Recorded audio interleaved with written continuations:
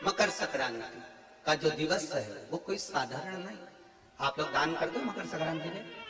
कितनी चीजें दान करते हो? और सुहागन माताओं को देते हो ना? क्या देते हो? कितने देते हो?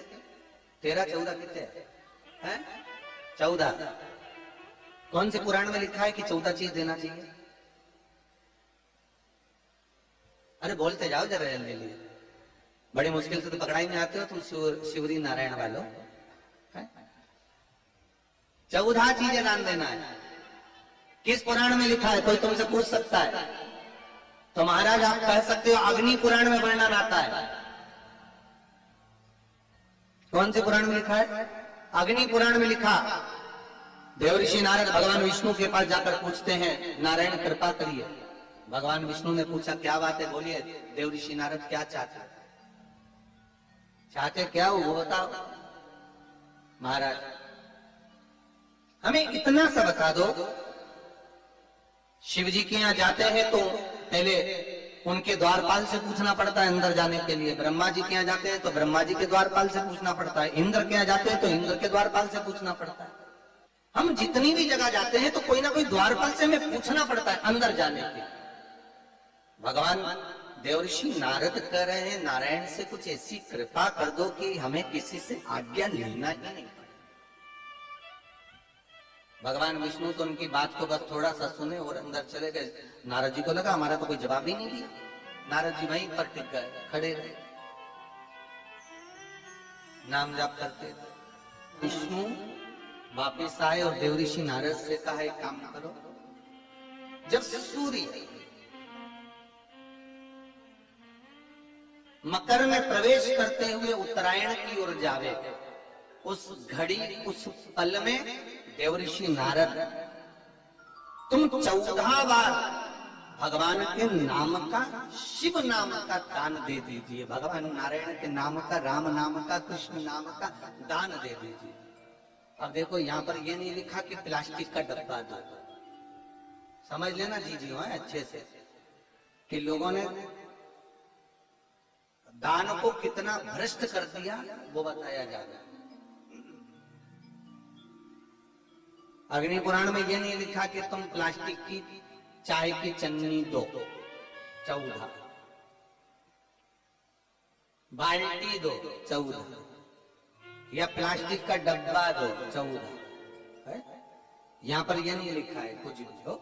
यहाँ क्या लिखा अग्नि पुराण में कि मकर संक्रांति के दिन जब सूर्य उत्तरायण भाव में प्रवेश करे, मकर में जावे, उस समय पर देवऋषि नारद तुम्हारे मुख से अगर 14 बार भगवान के नाम का दान 14 जीवों को दे आओगे तो किसी भी देवता के पास जाओगे तुम्हें परमिशन की जरूरत नहीं पड़ेगी, तुम डायरेक्ट प्रवेश कर जाओगे। डायरेक्ट।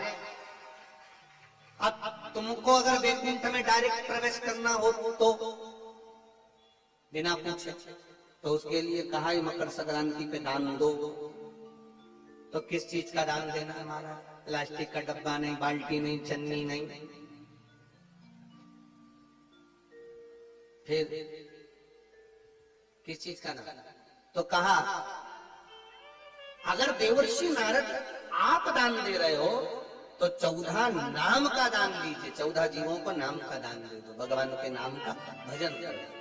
और अगर संसार के लोग दान दे तो किस चीज का? तो के अन्न से बड़ा कोई दान, अन्न से बड़ा कोई दान। अच्छा कई लोग कहते हैं कि सूर्य के उत्तरायण का क्रम है, ये क्रम है, ये पूजन का क्रम है, तिल्ली के लड्डू का क्रम है, लड्डू बना लो तिल्ली का, इसका क्रम है। पर अगर स्कंद पुराण उठाओ तो स्कंद पुराण में अगर मकर संक्रांति के क्रम को यदि पढ़ोगे तो मालूम पड़ेगा कि पूरे वर्ष में एक दिन ऐसा था जिस दिन भगवान शिव और नारायण ये दोनों, इसलिए आज भी हिंदू धर्म में गुड़ के लड्डू तिल्ली के साथ मिलाते हैं। क्यों? उसका कारण कि शंकर और नारायण ये दोनों एक ही दिन, एक ही पल गंगा का स्नान करने के लिए है। एक भगवान शिव, देखिए इतना कितना हमारे हिंदू धर्म में एक एक तिथि का, एक एक बार का एक एक महत्व है, उसको समझिए। माता लक्ष्मी भगवान नारायण और भगवान शिव को स्नान के लिए गुप्त रूप से झांकती है। तो भगवान विष्णु ने तिरछी दृष्टि में माता लक्ष्मी को देखा, तिरछी दृष्टि। तो माता लक्ष्मी को देखकर भगवान विष्णु शिव जी को देखे तो शंकर भगवान ने कहा, नारायण हमने देख लिया, महारानी लक्ष्मी झांक रही है, हमने वर दे दिया कि लक्ष्मी का एक नाम गुप्त लक्ष्मी रहेगा, ये छुपी रहेगी। और आज मकर संक्रांति के दिन नारायण और शिव का दर्शन इस लक्ष्मी ने करा है। पर जो गुप्त लक्ष्मी का दान दे देगा उसके घर में कभी कोई बड़ी बीमारी प्रवेश नहीं करेगी। कैंसर जैसा रोग, किडनी और लीवर का रोग नहीं हो सकता। आज भी नियम है कि मकर संक्रांति के दिन एक लड्डू बनाया जाता है गुड़ और तिल्ली का, उसमें 1 का सिक्का, 2 का सिक्का या कोई लक्ष्मी उसमें फंसा दी जाती है और लड्डू को पैक कर कर किसी मंदिर में दान दे दिया जाता है। उसको कहते हैं गुप्त लक्ष्मी, जिससे घर में कोई बड़ी बीमारी प्रवेश न हो। वो केवल मकर संक्रांति को ही होता है। कहते हैं मकर संक्रांति है जिस समय पर कल सूर्य उत्तरायण आ जाए और पहले दिन उत्तरायण के दिन ही जब संध्या का समय होता है, शाम का समय होता है, महाराज संध्या का जो समय होता है शाम का, अगर कोई बच्चा पलंग पर बाथरूम करता हो, गंदगी करता हो, सारी औषधि कर ली, दवाई कर ली, और या बच्चा रात्रि को उठकर चिड़चिड़ करता हो या रोता हो रात भर, महाराज उसके लिए, या माता के स्तनों में बच्चे को पिलाने के लिए दूध ना आता हो उसके लिए, या बच्चा रुदन करता हो या बच्चा गंदगी करता हो उसके लिए, कल शाम के समय पर प्रथम दिन में जब भगवान उत्तरायण आ रहे हैं मकर राशि के अंतर्गत, तो शाम के समय पर मकर संक्रांति के दिन गुड़ को पानी में मिलाकर शिवजी पर लेपन कर दो, उसी हाथ को बच्चे को मंदिर के बाहर चटा दो महाराज, फिर वो पलंग पर कभी गंदगी नहीं करेगा महाराज। जिस नारी का स्तन में दूध नहीं आता हो बच्चों को पिलाने के लिए, उसको भी अगर चटा दिया जाए तो स्तन में दूध आना प्रारंभ हो जाए महाराज। जो बच्चा रात्रि को रोता हो, जाग जाता हो, उसको भी अगर वो हाथ चटा दिया जाए तो वो काम करता है महाराज। ये कल के दिन करके देखना, बाद में बताना जरूर हो। शुगर वाले जीव जिनकी शुगर ऊंची नीची हो रही हो, ज्यादा शुगर की परेशानी आ रही हो और इंजेक्शन लेना पड़ रहा हो, उनके लिए निवेदन है काली तिल्ली कल के लिए है ये खास तौर से, बाकी के शुगर के लिए तो उपाय और बाद में बता देंगे, पर कल के लिए जो करना चाह रहे जिनकी शुगर लेवल में नहीं आ रही है, काली तिल्ली शंकर भगवान के शिवलिंग पर समर्पित कर दो और उस काली तिल्ली को जब शिव जी पर चढ़ाएं तो महाराज हाटकेश्वर महादेव का नाम लेना है। कौन से महादेव? हाटकेश्वर महादेव का नाम लेना है और शंकर भगवान पर काली तिल्ली चढ़ाते जाना है। उसमें कंकर नहीं हो, सफेद तिल्ली का एक भी दाना नहीं हो, इसका ध्यान रखिए। उस काली तिल्ली को चढ़ा दीजिए। हाटकेश्वर महादेव का स्मरण कर कर किसी को जल ना चढ़ाने देना उस समय पर जब आप शंकर जी को चढ़ाए, और भगवान शंकर की हाटकेश्वर महादेव का स्मरण कर कर 108 रुद्राक्ष से मनके से माला जप लो। वहीं शंकर चढ़ी रहने तिल्ली, उसी तिल्ली को वापिस कटोरी में उठाकर लिया। 3 दिन तक लगातार उसको थोड़ा थोड़ा कर कर सुबह के समय खाली पेट खाइए, शुगर लेवल पर आ जाएगी महाराज। आपकी शुगर हाई ऊंची नीची नहीं जाएगी। हाटकेश्वर महादेव का स्मरण। किसी व्यक्ति ने मालूम पड़े कोई भूमि पर कब्जा कर लिया और नहीं छोड़, तो उसके लिए भी कल का दिन बड़ा महत्वपूर्ण है महाराज। उसके लिए भी कल का दिवस बड़ा महत्वपूर्ण है महाराज। मान लो अगर कोई कब्जा कर लिया हो और वो प्लाट या कोई दुकान कोई व्यापार के स्थान नहीं छोड़ रहा, तो उसके लिए भी कल का दिन शास्त्र कहता है महाराज जी, शमी पत्र की 5 पत्तियां। कितनी पत्तियां लेना है? 5। शमी पत्र की 5 पत्ती, बेल पत्र की 11 पत्ती।